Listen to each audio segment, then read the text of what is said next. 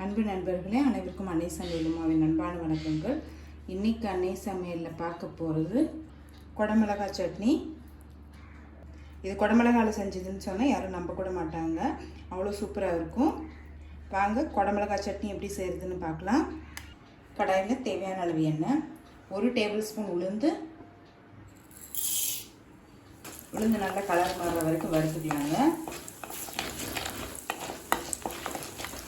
அடுத்தது ஒரு குடமிளகாய் சேர்த்துக்கலாம். குடமிளகாயில் இருக்க விதையெல்லாம் எடுத்துருங்க. இதே மாதிரி வெள்ளையாக இருக்கும் இல்லையா, ஒரு பாக்கு அதையும் எடுத்துருங்க.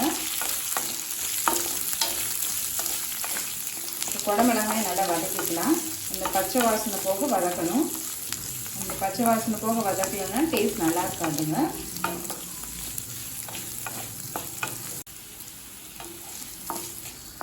குடமிளகாய் பாருங்கள், பச்சை வாசனை போக வதக்கியாச்சு.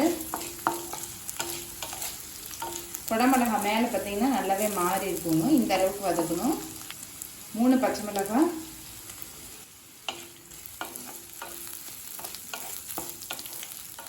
நீங்கள் விருப்பப்பட்டீங்கன்னா பச்சை மிளகாய் இன்னும் அதிகமாக போட்டுக்கலாங்க, இப்படி இல்லைன்னா கம்மியாக கூட போட்டுக்கலாம்.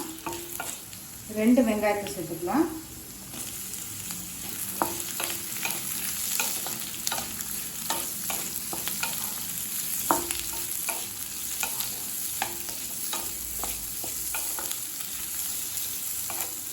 நம்ம வெறும் குடமிளகாய் மட்டும் போட்டோம்னா அந்த டேஸ்ட் இருக்காது, அதனால் வெங்காயம் கொஞ்சம் சேர்த்துக்கணும். வெங்காயம் நல்லா வதங்கிடுச்சுங்க. ஒரு தக்காளி,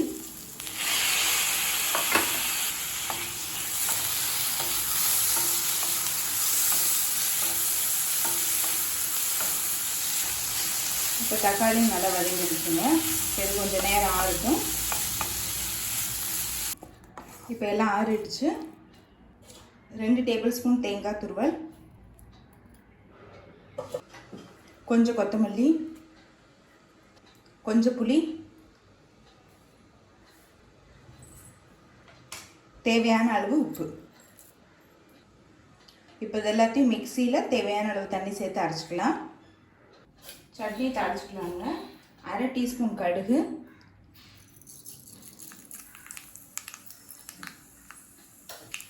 கொஞ்சம் கருவேப்பிலை, ஒரு காஞ்ச மிளகாய். சட்னி தாளிச்சிக்கலாம்.